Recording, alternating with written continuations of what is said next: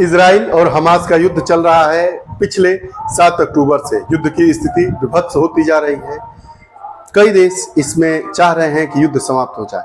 कई देश इजराइल के साथ खड़े हुए हैं, इजराइल के लिए लड़ रहे हैं, और कई देश हमास के साथ अर्थात फिलिस्तीन के साथ खड़े हुए हैं।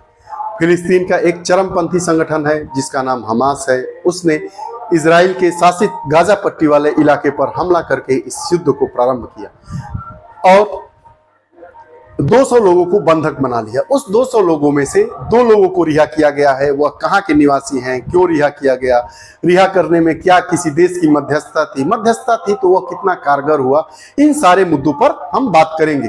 तो आज का जो हमारा टॉपिक है, इजराइल हमास युद्ध, 200 बंधकों में से केवल 2 बंधक ही क्यों रिहा किए गए।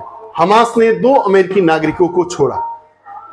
अमेरिका के 2 नागरिक छोड़े गए हैं, हमास ने छोड़ दिया है। लेकिन किस स्थिति में छोड़ा है, क्यों छोड़ा है? अमेरिकी गवर्नमेंट से डरकर वो नहीं छोड़ा है। जो अमेरिकी गवर्नमेंट है यह कह रही है कि जो हमास संगठन है वो हमसे डरा और हमारे नागरिकों को छोड़ दिया। ऐसा नहीं है। हमास ने केवल 2 ही अमेरिकी नागरिकों को नहीं बंधक बनाया है, और भी संख्या है उनकी। बहरहाल जो ये नागरिक 2 छोड़े गए हैं अमेरिका के हैं, लेकिन इनके पास इजराइल की भी नागरिकता है। आइए इस पूरे प्रकरण को जानते हैं।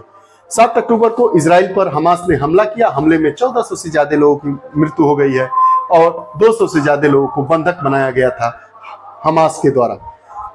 जो यह बंधक छुड़ाने में है उसमें कतर ने मध्यस्थता की थी, तो कतर डील कामयाब कराने में सफल।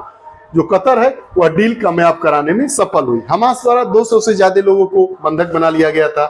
इनमें कई अमेरिका के नागरिक भी थे। 2 बंधकों को हमास ने छोड़ दिया।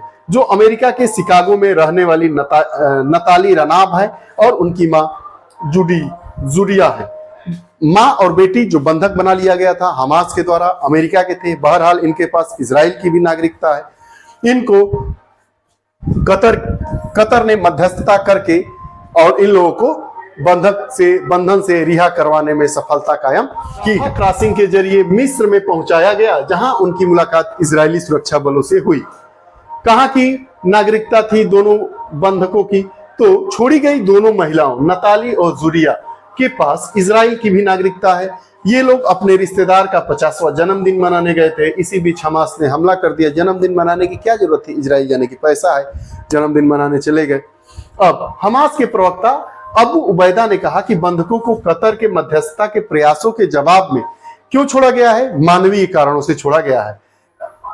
इसका मतलब जो हमास है वो पूर्ण तरीके से अमानवीय व्यवहार अपनाने वाला संगठन नहीं है। ऐसा यह अपना बयान देकर अपनी बातों को पुख्ता कर रहा है, ऐसा सबूत पेश कर रहा है कि जो अमेरिका के 2 नागरिकों जिनको बंधक बनाया गया था तो कतर ने मध्यस्थता की, तो अमेरिका के डर के चलते हमने नहीं छोड़ा, हम मानवीय कारणों से उनको रिहा किए हैं। अमेरिकी राष्ट्रपति बाइडेन और उनके फांसीवादी प्रशासन की ओर से किए गए वादे झूठे और निराधार हैं। जो अमेरिका कह रहा है कि हम शक्तिशाली है और हमारे डर से हमास ने हमारे बंधकों को छोड़ दिया, या उनका फांसीवादी तरीका और उनका झूठा वादा जो प्रचार कर रहे हैं वो गलत है।